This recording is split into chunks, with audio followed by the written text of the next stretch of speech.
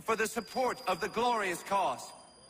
I beg they will accept my most cordial thanks for this distinguished testimony of their approbation. But lest some unlucky event should happen, unfavorable to my reputation, I beg it may be remembered by every gentleman in the room that I, this day, declare with utmost sincerity, I do not think myself equal to the command I am honored with. Truly, there is no man better suited to the task. Really? I can think of several. Charles Lee. Accepted this arduous employment. Do I know you? I would not expect you to remember. Come, Connor, there's someone I want you to meet. I will keep an exact account of my expenses. Sorry to pull you away like that, but the last thing we need is the two of you coming to blows. Connor, allow me to introduce you to our newly appointed Commander-in-Chief, George Washington. Ah, so you're the one who saved Sam and John at Lexington. It was the Patriots who did that. I merely lent support. As humble as he is brave. We could use more men like you. I'm sorry, but if you'll excuse me, I should attend to Charles over there. He looks none too happy about being passed over for command. It was good to meet you, Connor.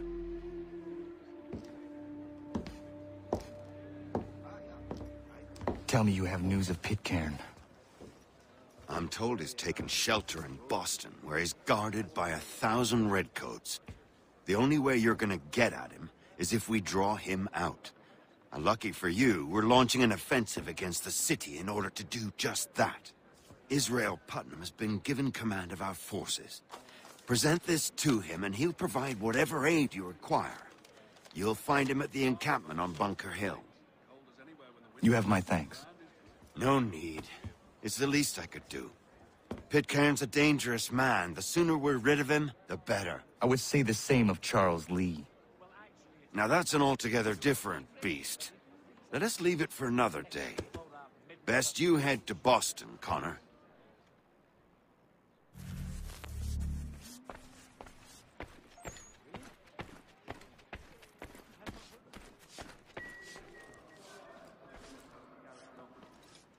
Still here, are you?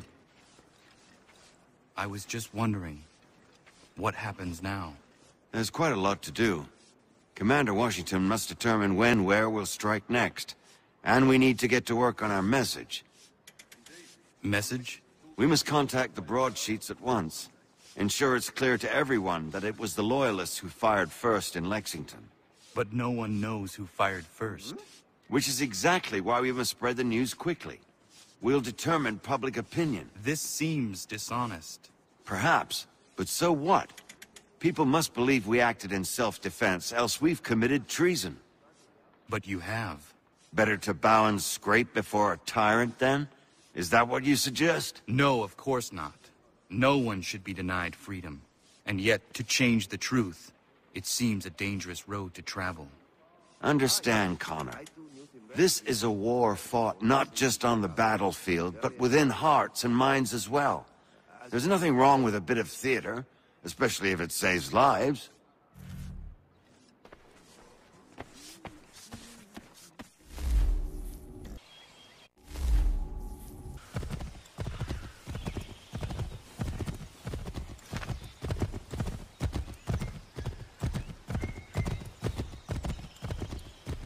Hold and state your business!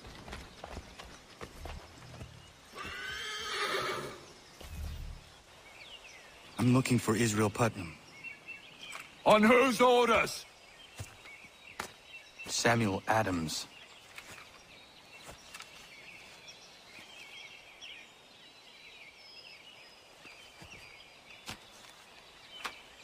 Follow me. This is not Bunker Hill. Aye, it's Briggs. There's been some disagreement as to where we should encamp. Any news from Boston? The Tories aren't moving, and any time we try to press them, we lose a dozen men. I think Putnam and the others plan to assemble artillery on these hills. A good shelling might make the Redcoats rethink their strategy. And what of John Pitcairn? That bastard's the cagiest of the bunch. He's appeared time to time to taunt us or send regards by way of cannon fire. It's all right, though. He'll have what's coming to him soon enough.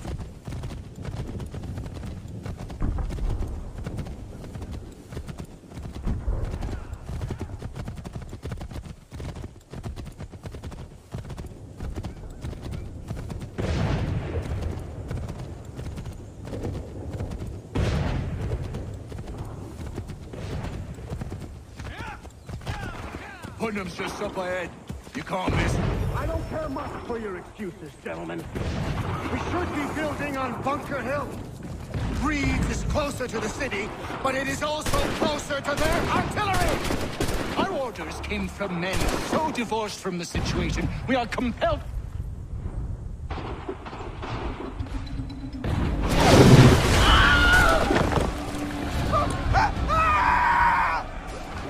Our red case. I'm going back to Bunker Hill! Good day, gentlemen! General Putnam, What? I'm looking for John Pitcairn. I was told you would be able to help me find him. He's stuck away inside that city with no reason to leave. As long as that ship continues its assault, we'll never flush him out. But if the ship was silenced... Oh, that poor might be forced to get off his arse and come forward. I shall fly this flag to signal my success. And I shall speak fondly of you at your funeral.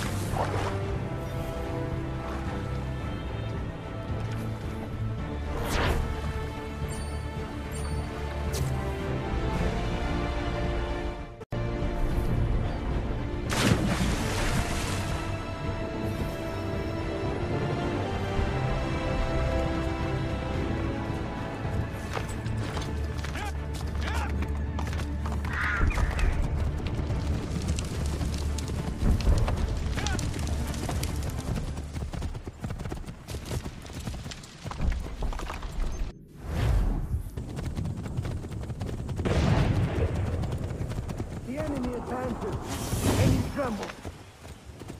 They've better numbers, you say. Better weapons, better training. But I do not fear. And neither should you. For what they have in material, they lack in conviction and care. But not us. We have discipline. We have order. And most importantly, we have passion. We believe. We'll maintain vigilance. Serve your ammo. Ensure a proper line of sight. And above all else, men, do not fire until you see the whites of their eyes.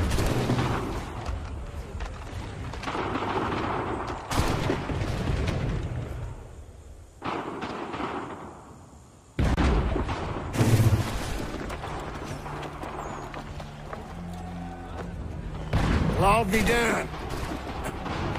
You did it. That was quite a speech. Lies, all of it, I'm afraid. Still, such words have carried us thus far. And what of Pitcairn? He's left Boston, as I said he would, and set up camp on Molten Hill. There's no good way to get at him. Not with that maelstrom blowing down below. I suppose you could circle around a bit, and wait for us to thin their ranks.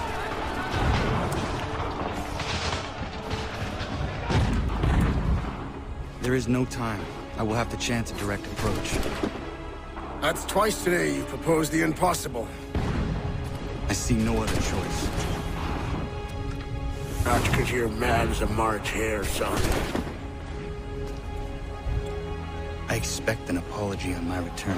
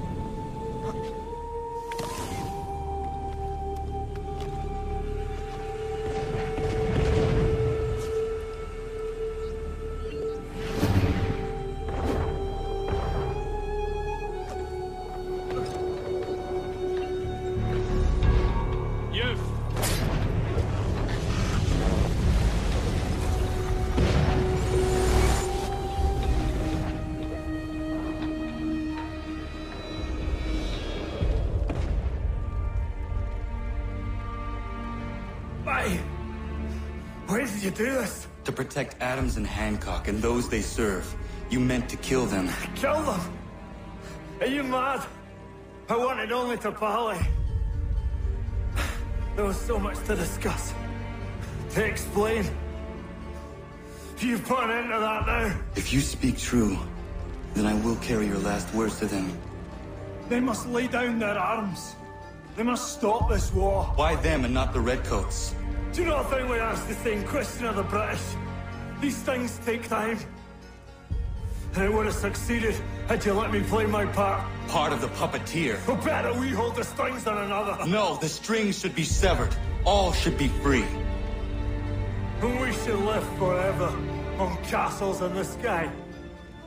You wield your blade like a man, but your mouth like a child. And more will die now. Because of that.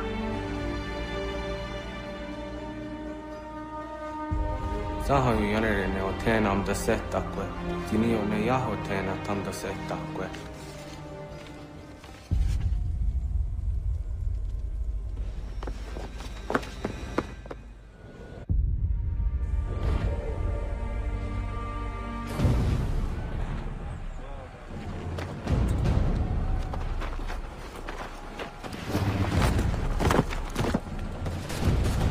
How dare you sneak up on me like that? Why don't you just go out there and just help this camp retreat?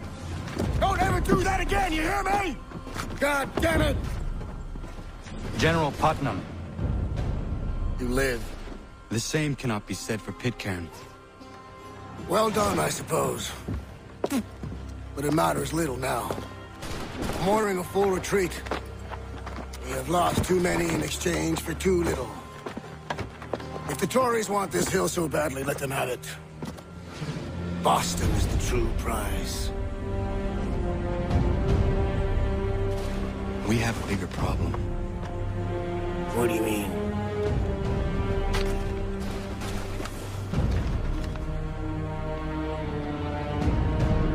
This can't be right.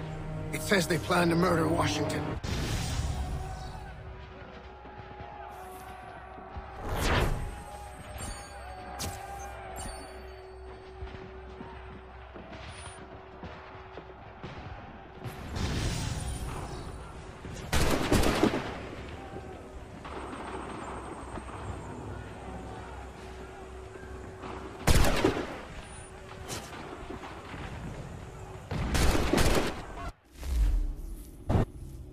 My enemy is tenacious.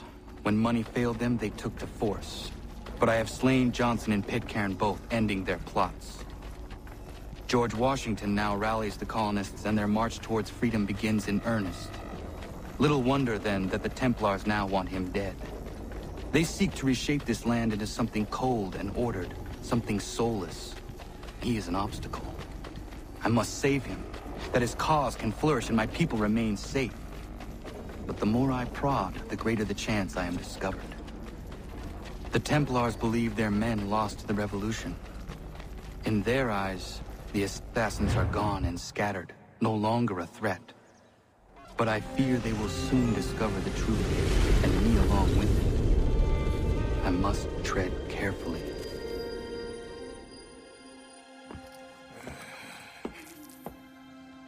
How fares the hunt, Connor?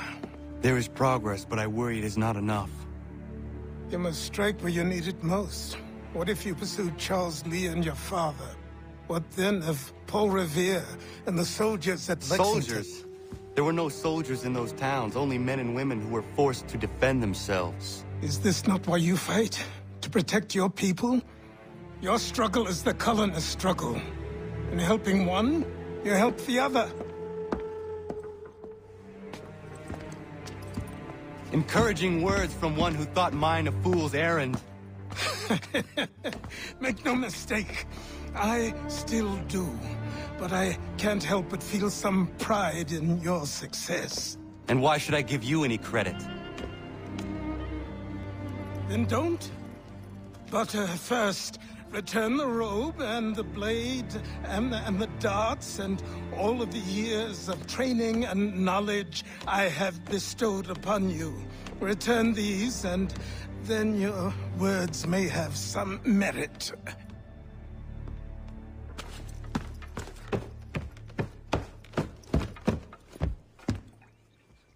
Or you could just admit that you are wrong. Oh, child, please, you've killed 2 men. One more salesman than soldier. You're gonna have to try a lot harder than that to impress me. Is that so, old man? Or perhaps we should step outside. I will gladly demonstrate how easily I could trounce. Connor, this is Benjamin Talmadge. His father was one of us, no need for secrecy. I think he has something he wants to say. Achilles tells me you've uncovered a plot to murder the Commander-in-Chief. Yes, but I have only false starts and dead ends to show for it. Not anymore, my friend. Thomas Hickey's your man, and I aim to help you catch him. How? I'll explain on the way. You and I are going to New York.